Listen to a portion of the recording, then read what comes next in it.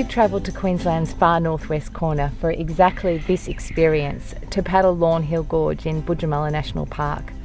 The Wani people say that Boodjamulla, the rainbow serpent, dwells in exactly this spot. He carved out this gorge and much of the landscape around it, and it's a gorgeous spot, very reverent at dawn. We're about to paddle upstream to Indari Falls and portage around into the upper gorge. The whole experience should take just a couple of hours. Then there's plenty of time to explore some of the walking tracks that lead alongside the top of these cliffs and downstream into other parts of the park. We'll probably spend about 4 or 5 nights here. There's great bush camping, and in nearby Riversley World Heritage Area, an ancient fossil site to explore. So there's plenty to do. We should get started. You ready, mate? Yeah. All right, let's get paddling. Look out for fish.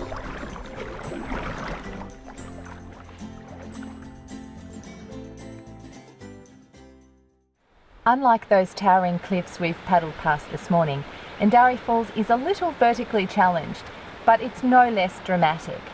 The lime-rich pool here is 30 metres deep, and every drop that flows over the edge leaves these Tufa Falls just a little bit larger. Once the day warms up, the spa pools here are heavenly for a swim too. To get beyond Indari, we have to get out and portage our kayak into Upper Gorge. And since not everyone makes the effort, this top section of Lawn Hill Creek is quiet and full of wildlife. The fun bit about reaching the head of the gorge, apart from picnicking by the cascades, is playing with the archer fish that never fail to perform. Just hold it out and they'll spit for it, these archer fish. If they think they can knock it down, they'll spit for it. If they think they can jump for it, oh, there we go. They could jump up and grab hold of the end. That's the number one skill of an archer fish. Really, they want to eat insects. If I put my finger out, they might even jump for that. Clearly, I am not a dragonfly. Clearly, she's not a dragonfly. Maybe their eyesight isn't that good. Lawn Hill is one of the few outback gorges where you can tackle a decent, uncomplicated paddle, free of the estuarine croc problem that's plaguing waterways across the Northern Territory border. Putting your boat in is easy, there are no permits, no fees, and at dusk and dawn you are very likely to have the upper gorges all to yourself. Rocky cascades block access to lower gorge, so to spot the freshwater crocs that thrive there, we have to leave the water and follow a favourite walking trail. The leading one down there. We've just started out on the Wild Dog Dreaming Trail on Lawn Hill Creek, and we stopped to have a look at these archer fish. They were feeding on some little cluster figs that were floating by, so we dropped some in. And as we were doing that, an enormous catfish came up from the depths. How big was it, Maya? Like this wide and as long as my arm. Wow, it was pretty spectacular, the biggest I have ever seen. There's lots of fish down here. This waterway is really alive.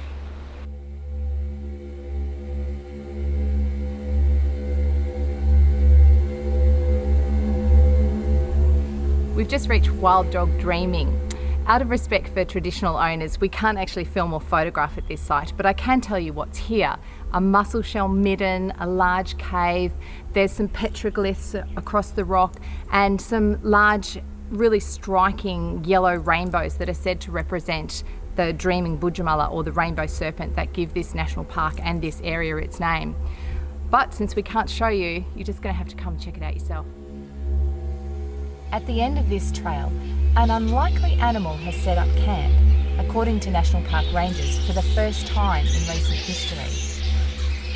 We've walked to Lower Gorge on Lawn Hill Creek in the hope of seeing some freshwater crocodiles that might be sunning themselves on the banks. We've instead disturbed a really large colony of what I think are little red flying foxes. They're roosting really low in the trees and quite close to us, and they don't seem to be disturbed, even though there's a lot of squawking overhead that's probably alerted the crocs to our presence. But while we've been sitting here, a trio of wild pigs has just wandered down to where we were hoping to see some crocs. So I guess when you're out amongst it, you never really know what you're going to see. To unearth some much more ancient Aussie fauna, we head 50 kilometres away to Riversley World Heritage Area. What's that? Look at all these little bones. What do you think these came from? It's not dinosaur fossils here. Try prehistoric meat-eating kangaroos, marsupial lions and giant wombats. And these gizzard stones and bones of a thunderbird that really bring Australian evolution to life. Only by climbing to the top of the Constance Range do we get our first big picture view of Boodjamulla. What you can see from the top is remarkable. The sandstone outcrops, the endless spinifex plains, and between it all, Lawnhill Creek blazing its palm-fringed path towards the Gulf of Carpentaria. This is, without a doubt, one of Australia's most striking viewpoints. And best of all, we have this sunset all to ourselves.